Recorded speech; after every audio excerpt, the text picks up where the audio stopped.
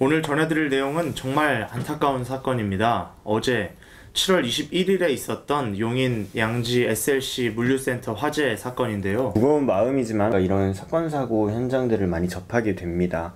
특히 어제 같은 경우는 사망자가 5분이나 좀 발생을 한 그런 참사였는데요. 어제 현장에 있었던 기자로서 어제 상황을 좀 정리해보고자 합니다. 용인에 있는 한 물류창고에서 또다시 대형 화재가 발생.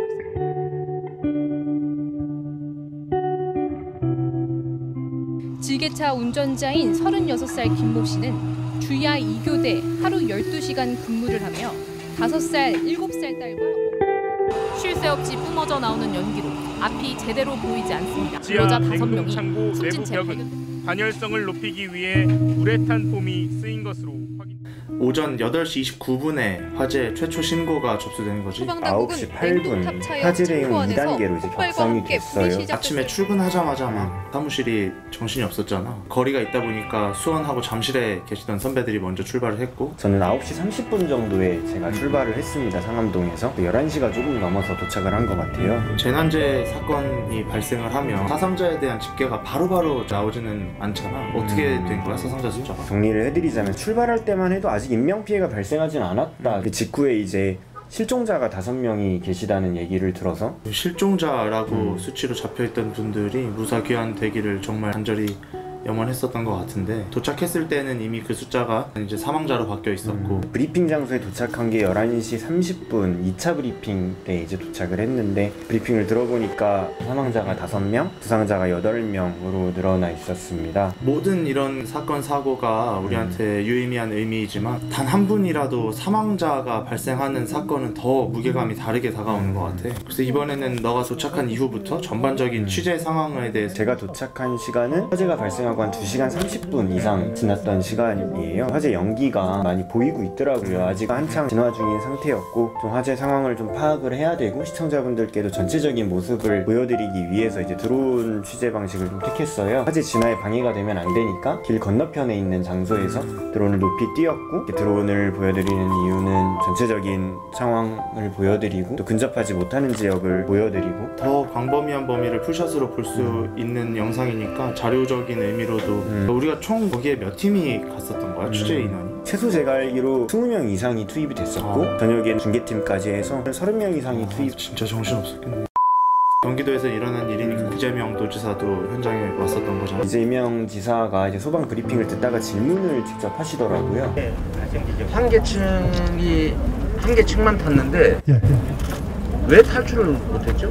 연기가 급격하게 이제 확 번지, 연기 때문에. 1시 30분 이게 최종 브리핑이라고 나오는데, 그럼 이 이후로는 다른 사상자는 더 이상 안 나올 거라고 판단을 한 건 거지, 소방 측에서? 네, 맞습니다. 11시 30분 아까 제가 도착했던 2차 브리핑 때 이미 소방에서는 본인들이 파악했던 69명의 소재는 다 파악이 된 거예요. 그럼에도 이제 혹시 모르는 상황을 대비해서 2시간 동안은 추가로 구조 작업을 펼친 후에 1시 30분에 최종 브리핑을 하겠다고 했었습니다. 사망이 5분이었고 네. 부상자가 8분 계셨는데, 그 8분 중에서도 한 분은 되게 위독한 상황이라고 해서 맞습니다. 그분이 어떻게든 쾌차를 잘 하시기를 다시 한번 바라봅니다.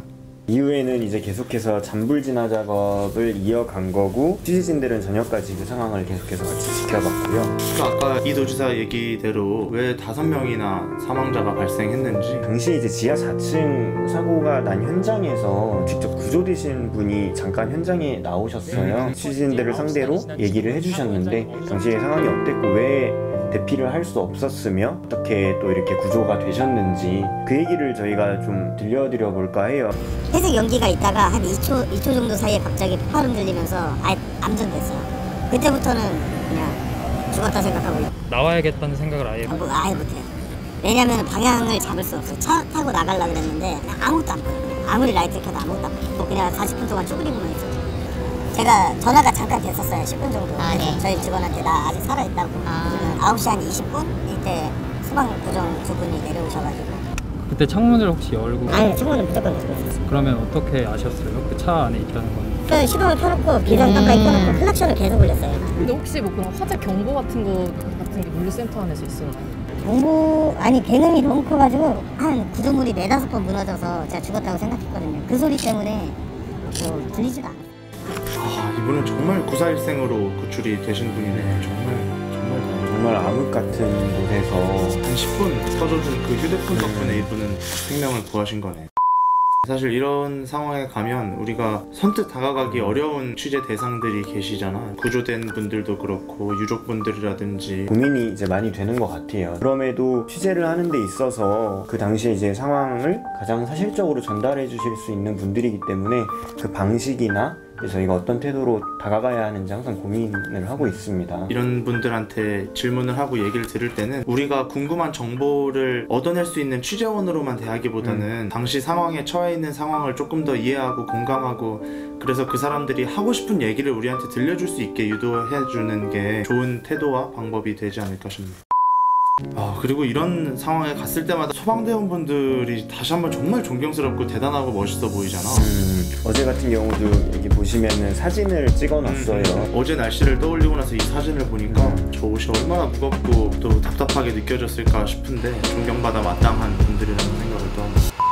물류창고 화재 사고가 끊이지 않고 있습니다. 이천에서 발생한 물류창고 화재 참사가 3달이 되지 않았습니다. 그런데 또 이렇게 가까운 곳에서 사망자가 5분이나 발생하는 이천 화재 참사에서 38분이 목숨을 잃으셨고 이 용인에서 5분이 목숨을 잃었는데, 사실 이 사망자 몇 명 이렇게 숫자로 집계되고 보도가 되지만 그 한 명 한 명이 사실은 그 유족들한테, 그리고 그 지인들, 그 주변 친척들한테는 하나의 세상인 거잖아. 38, 5 이런 숫자로만 읽힐 게 아니라 한 사람 한 사람의 생명을 잃었다는 거를 조금 더 무겁고 뼈저리게 우리가 받아들일 필요가 있을 것 같고, 제발 이런 일이 재발되지 않았으면 하는 마음이고 7월 21일 돌아가신 5분의 명복을 빕니다.